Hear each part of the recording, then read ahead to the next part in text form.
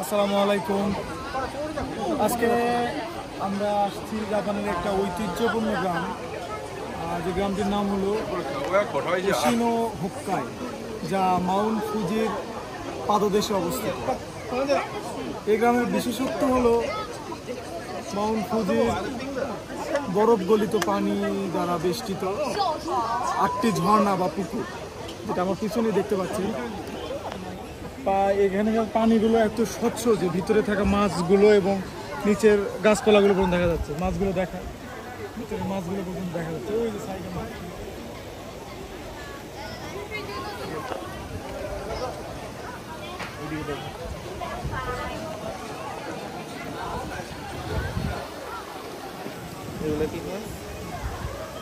মাছগুলোর নাম সঠিক আমি জানি না, তবে অনেক সুন্দর দেখাচ্ছে। পানি এত স্বচ্ছ। ওইদিকে আরো রয়েছে।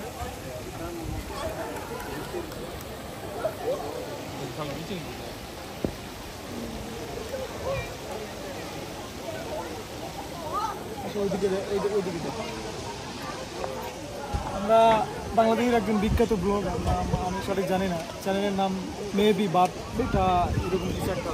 উনি সম্প্রতি এখানে আসছিলেন এবং এই জায়গার ভিডিও দেখাইছিলেন। সেখানে দেখা যায় মানে কয়েন ফেলে সবাই চাকা ঘুরতেছে, সেটা আমরা এখন দেখানোর চেষ্টা করবো। এদিকে আসো। এই জিনিসটা সবচেয়ে বেশি আমার কাছে ইন্টারেস্টিং লাগছে। এটা মূলত পানির গতিপথটাকে চেঞ্জ করতেছে। পানির গতির উপরেই টাকা বেশিটা ঘুরতেছে। অনেক ইন্টারেস্টিং দেখা।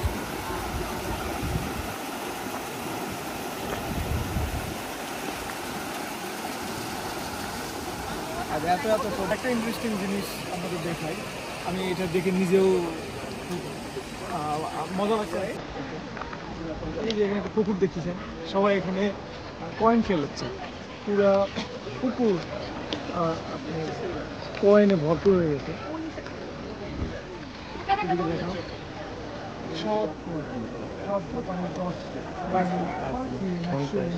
500 ইউরো রয়েছে পুরো পুকুর কয়েন ভর্তি। আমি জানি না এটা কী কারণে কয়েন খেয়েছে। এখানে আরেকটা বড় মাছ দেখা যাচ্ছে। আর এখানে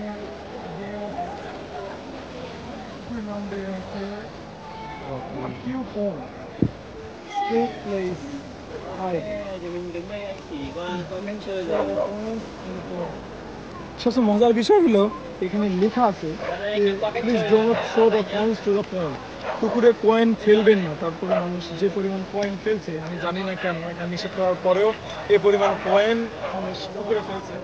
খুবই ইন্টারেস্টিং। ওখানে আরেকটা ঝর্ণা দেখতে পাচ্ছি, আমরা ওখানে যাবো। আসলে ওখান থেকে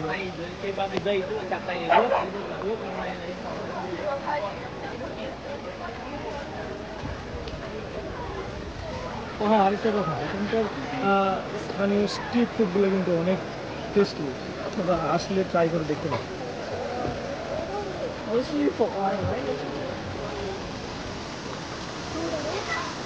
আর তো ঝর্ণার ভিতরে এই একটা ঝর্ণা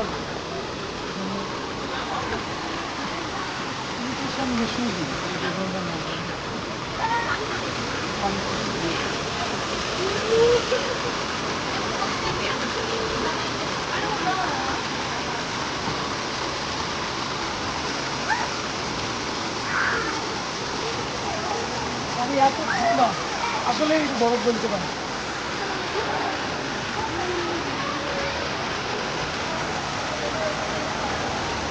ভাই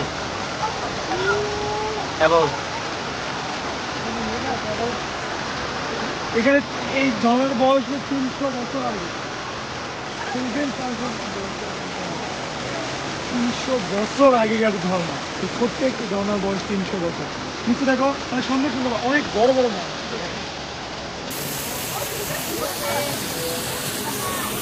ঠান্ডা পানি।